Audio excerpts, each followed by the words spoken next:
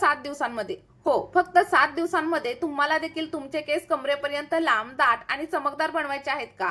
केस गळणं पूर्णपणे थांबवून केसांमध्ये नैसर्गिक व्हॅल्यूम आणायचा आहे का? तर आजची ही भन्नाट आणि पूर्णपणे नैसर्गिक रेमेडी खास तुमच्यासाठीच आहे. कारण आज मी तुम्हाला अशी एक जबरदस्त घरगुती रेमेडी सांगणार आहे, जी वापरल्यानंतर तुमचे केस केवळ वाढणारच नाहीत, तर अगदी सिल्की, स्मूथ आणि मजबूत होण्यासाठी देखील मदत होणार आहे. आता तुम्ही म्हणाल की खरंच एवढ्या कमी वेळेमध्ये इतका फरक जाणवू शकतो का? तर हो मंडळी, योग्य पद्धतीने आणि नियमित वापर केल्यास तुम्हाला स्वतःलाच तुमच्या केसांमध्ये बदल जाणवायला सुरुवात होईल. केस तुटणं कमी होईल, केसांमध्ये जाडी येईल आणि त्यासोबतच छोटे छोटे बेबी हेअर्स उगवायला देखील सुरुवात होईल. आणि हो, याचा लाईव्ह रिझल्ट देखील मी तुमच्यासोबत शेअर करणार आहे. माझ्या शेजारी राहणाऱ्या एका मुलीने या रेमेडीचा वापर केला आणि काही आठवड्यांमध्येच तिच्या केसांची वाढ एवढी जास्त झाली की लोक पाहून आश्चर्यचकित झाले. तिचे केस अगोदर खूप जास्त पातळ होते आणि या रेमेडीच्या वापरानंतर तिचे केस लांब देखील झाले आणि सोबतच दाट देखील झाले. आणि सगळ्यात खास गोष्ट म्हणजे आपल्या या रेमेडीचे कोणतेही साईड इफेक्ट वगैरे अजिबात होणार नाहीयेत. त्यामुळे आपला हा व्हिडिओ तुम्ही शेवटपर्यंत नक्की बघा. आणि त्यासोबतच व्हिडिओ तुम्ही कोणत्या गावामधून किंवा मग कोणत्या शहरामधून पाहताय मला कमेंटमध्ये सांगायला अजिबात विसरू नका. तर बघा, आपली ही रेमेडी तयार करण्यासाठी आपल्याला काय काय लागणार आहे. तर सगळ्यात पहिला आणि मुख्य घटक आपल्याला लागणार आहे आणि तो म्हणजे कढीपत्ता. आपल्याला साधारणतः 8 ते 10 एवढ्या कढीपत्त्याच्या फांद्या घ्यायच्या आहेत. आणि कढीपत्ता हा आपल्या केसांसाठी एखाद्या आयुर्वेदिक औषधापेक्षा देखील कमी नाहीये. कारण यामध्ये भरपूर प्रमाणात अँटीऑक्सिडंट, आयर्न, कॅल्शियम आणि विटॅमिन्स असतात, जे आपल्या केसांच्या मुळांना मजबूत बनवण्याचं काम करतात.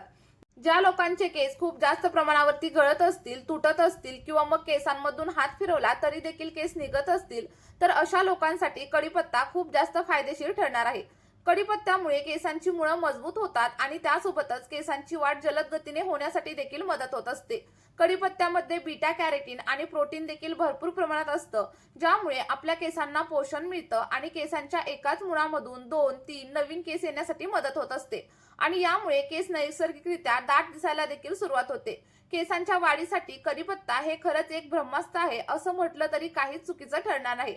आणि बघा, आपल्याला आणखी एक समस्या सारखं जाणवत असते आणि ते म्हणजे आपले केस अकाली पांढरे होत असतात. आणि या पांढऱ्या केसांसाठी देखील कढीपत्ता आपल्याला खूप जास्त हेल्प करत असतो. बघा, सगळ्यात पहिल्यांदा आपल्याला कढीपत्त्याची पानं स्वच्छ अशी धुवून घ्यायची आहेत आणि त्यानंतरच आपल्या या रेमेडीमध्ये वापरायची आहेत. त्यानंतर आपण दुसरा घटक इथं घेणार आहोत, ती म्हणजे जास्वंदाची पानं किंवा मग जास्वंदाची फुलं. जर तुमच्याकडे फुलं असतील तर खूप छान, पण जर जास्वंदाची फुलं नसतील तर तुम्ही पानांचा देखील वापर केला तरी देखील चालेल. दोघांचाही रिझल्ट आपल्याला जवळपास सारखाच मिळत असतो. जास्वंद आपल्या केसांसाठी खूप जास्त फायदेशीर असते. ती केसांना नैसर्गिक मऊपणा देते आणि केस चमकदार बनवण्यासाठी हेल्प करत असते. आणि सोबतच आपल्या स्कॅल्पला हायड्रेट ठेवण्यासाठी देखील हेल्प करत असते. यामुळे आपल्या केसांमध्ये नैसर्गिक शाईन येते आणि केस अगदी सिल्की दिसायला सुरुवात होते. शिवाय जर तुमच्या केसांमध्ये खूप जास्त गुंता वगैरे होत असेल ना, तर तो देखील हळूहळू कमी होतो. त्यानंतर जर तुम्हाला कोंड्याची वगैरे समस्या सतत जाणवत असेल, तुमच्या स्कॅल्पमध्ये इचिंग वगैरे होत असेल ना, तर इथे कडुलिंबाच्या पानाचा देखील आपल्याला या रेमेडीमध्ये वापर करायचा आहे. आणि जर तुम्हाला खूप जास्त प्रमाणावरती कोंडा असेल ना, तर तुम्ही कडुलिंबापासून बनवलेलं तेल देखील तुमच्या केसांवरती नक्कीच वापरू शकता. आणि कडुलिंब जेवढं आपल्या केसांसाठी फायदेशीर आहे ना, तेवढ्याच प्रमाणात आपल्या स्किनसाठी देखील फायदेशीर आहे. आता बघा, आपण सगळी काही पानं इथं तोडून घेतलेली आहेत आणि लक्षात ठेवा, ही सगळी काही पानं व्यवस्थित अशी तुम्हाला धुवून घ्यायची आहेत. कारण पानं जेव्हा आपण घेऊन येतो तेव्हा त्याच्यावरती खूप जास्त प्रमाणावरती धूळ आणि माती बसलेली असते. आणि जर तुम्ही याचा तसाच वापर केला तर त्याचा परिणाम तुमच्या केसांवरती देखील होऊ शकतो. त्यानंतर आता आपल्याला हे तिन्ही घटक एका मिक्सरच्या भांड्यामध्ये ऍड करायचे आहेत. लक्षात ठेवा, जे कोणतं मिक्सरचं भांडं तुम्ही घ्याल ते अगदी स्वच्छ असायला हवं. कारण आपण बऱ्याच वेळा मिक्सरच्या भांड्यामध्ये मसाला वगैरे बारीक करत असतो. त्यामुळे सगळ्यात पहिल्यांदा मिक्सरचं भांडं स्वच्छ असं धुवून घ्या आणि त्यानंतर आपली सगळी काही पानं या भांड्यामध्ये ऍड करा. आता पानं ऍड केल्याच्या नंतर आपल्याला याच्यामध्ये साधारणतः अर्धा ग्लास एवढं फिल्टर केलेलं पाणी देखील ऍड करायचं आहे. जर तुमच्याकडे फिल्टर केलेलं पाणी असेल तर तेच वापरा, किंवा मग जर फिल्टर केलेलं पाणी नसेल तर तुम्ही साध्या पाण्याचा वापर केला तरीही चालेल. पण फिल्टर केलेल्या पाण्यामुळे आपली रेमेडी आणखी जास्त प्रभावी होते.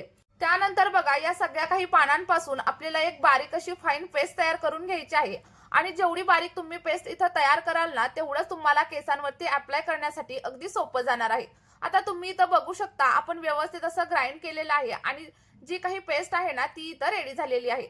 आता ही रेडी झालेली पेस्ट एखाद्या कॉटनच्या कापडाच्या सहाय्याने किंवा मग एखाद्या स्ट्रेनरच्या सहाय्याने आपल्याला व्यवस्थित अशी गाळून घ्यायची आहे. आणि गाळून घेतल्यानंतर खाली जो काही हिरव्या रंगाचं सिरम तयार होईल ना, ते आपल्या केसांसाठी एखाद्या अमृतासारखं काम करणार आहे. आता बघा, जे काही सिरम तुम्ही गाळून घेताय ते तयार झालेलं सिरम तुम्ही असं देखील तुमच्या केसांवरती नक्कीच अप्लाय करू शकता. आणि हे सिरम देखील तुमच्या केसांवरती एखाद्या नैसर्गिक हेअर बूस्टर सारखं काम करणार आहे. पण जर का तुमचे केस खूप जास्त प्रमाणावरती ड्राय असतील, फ्रिझी असतील आणि सतत तुमच्या केसांमध्ये गुंता वगैरे होत असेल ना, तर साधारणतः एक व्हिटॅमिन ईचं कॅप्सूल देखील तुम्हाला या रेमेडीमध्ये वापरायचं आहे. आणि जर कोंडा देखील खूप जास्त प्रमाणावरती जाणवत असेल तर तुम्ही लिंबाच्या रसाचा देखील आपल्या या रेमेडीमध्ये वापर नक्कीच करू शकता. पण लिंबाचा रस वापरण्याच्या अगोदर एकदा पॅच टेस्ट नक्की करून बघा आणि त्यानंतरच आपल्या केसांमध्ये वापरायला सुरुवात करा. आता हे तयार झालेलं सिरम केसांवरती कशा प्रकारे अप्लाय करायचं हे देखील मी तुम्हाला पुढे सांगणार आहे. पण त्या अगोदर तुम्हा सगळ्यांना एक छोटीशी विनंती आहे की जर तुम्हाला आपला हा व्हिडिओ थोडा जरी हेल्पफुल वाटत असेल तर व्हिडिओला एक लाईक नक्की करा. आणि त्यासोबतच चॅनलवरती जर तुम्ही नवीन असाल तर चॅनलला सबस्क्राईब करायला अजिबात विसरू नका. आणि हो, तुम्ही आपला हा व्हिडिओ महाराष्ट्राच्या कोणत्या जिल्ह्यामधून किंवा मग कोणत्या तालुक्यामधून पाहताय हे देखील कमेंटमध्ये सांगायला अजिबात विसरू नका. बघा, आपलं हे तयार झालेलं सिरम अगदी 100% इफेक्टिव्ह आहे आणि याचे कोणतेही साईड इफेक्ट आपल्या केसांवरती अजिबात होत नाहीत. आणि हे सिरम अप्लाय करताना तुम्ही माझ्यासारखा एखाद्या स्प्रे बॉटलचा देखील वापर करू शकता. आणि जर का तुमच्याकडे स्प्रे बॉटल नसेल तर तुम्ही हातांच्या साहाय्याने किंवा मग कॉटन बॉलच्या साहाय्याने देखील केसांवरती वापरू शकता. इथे बघा, सध्या माझे केस थोडेसे ड्राय आणि फ्रिझी झाले, त्यामुळे मी साधारणतः अर्धा चमचा एवढं कोकोनट ऑइल म्हणजेच नारळाचं तेल देखील आपल्या या सिरम मध्ये ऍड करणार आहे.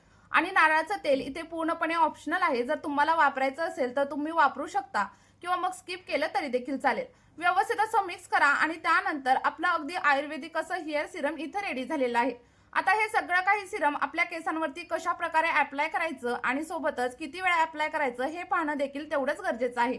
बघा, तयार झालेलं सिरम आठवड्यामधून फक्त 2 ते 3 वेळा तुम्हाला केसांच्या मुळांवरती अगदी व्यवस्थित असं अप्लाय करायचं आहे आणि अगदी 5 ते 10 मिनिटांसाठी मसाज करायचा आहे. लक्षात ठेवा, सिरम तुम्ही जेवढ्या चांगल्या प्रकारे तुमच्या केसांच्या मुळांवरती अप्लाय कराल तेवढा छान असा रिझल्ट तुम्हाला मिळणार आहे. आणि अप्लाय केल्याच्या नंतर अगदी 1 ते 2 तासांसाठी तुम्हाला हे सिरम केसांवरती असंच राहू द्यायचं आहे आणि त्यानंतर एखाद्या माइल्ड शॅम्पूने हेअर वॉश करायचं आहे. आणि असं केल्यानंतर काहीच दिवसांमध्ये तुम्हाला तुमच्या केसांमध्ये अप्रतिम असा बदल जाणवायला सुरुवात होईल.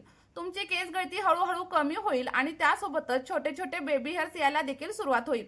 आणि आपलं हे सिरम वापरल्याच्या नंतर तुम्हाला मार्केटमधील कोणताही महागडा प्रोडक्ट वगैरे विकत घेण्याची गरज लागणार नाही. आणि आपलं हे सिरम अगदी 100% नैसर्गिक आहे, त्यामुळे याचे कोणतेही साईड इफेक्ट आपल्या केसांवरती अजिबात होणार नाहीत.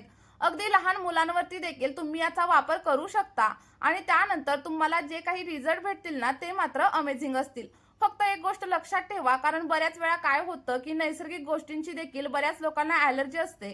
त्यामुळे आपल्या या सिरमची पहिल्यांदा पॅच टेस्ट करा आणि जर तुम्हाला काही इरिटेशन वगैरे होत नसेल तर तुम्ही तुमच्या संपूर्ण केसांवरती आपलं हे सिरम नक्कीच अप्लाय करू शकता. चला तर मग हे सिरम तुम्ही देखील नक्की ट्राय करून बघा. तुम्हाला जे काही रिझल्ट भेटतील ते कमेंटमध्ये माझ्यासोबत शेअर करायला अजिबात विसरू नका. या व्हिडिओमध्ये आपण इथेच थांबूया. भेटूयात अशाच एका नवीन व्हिडिओमध्ये. आपला हा व्हिडिओ शेवटपर्यंत पाहिल्याबद्दल खूप खूप धन्यवाद.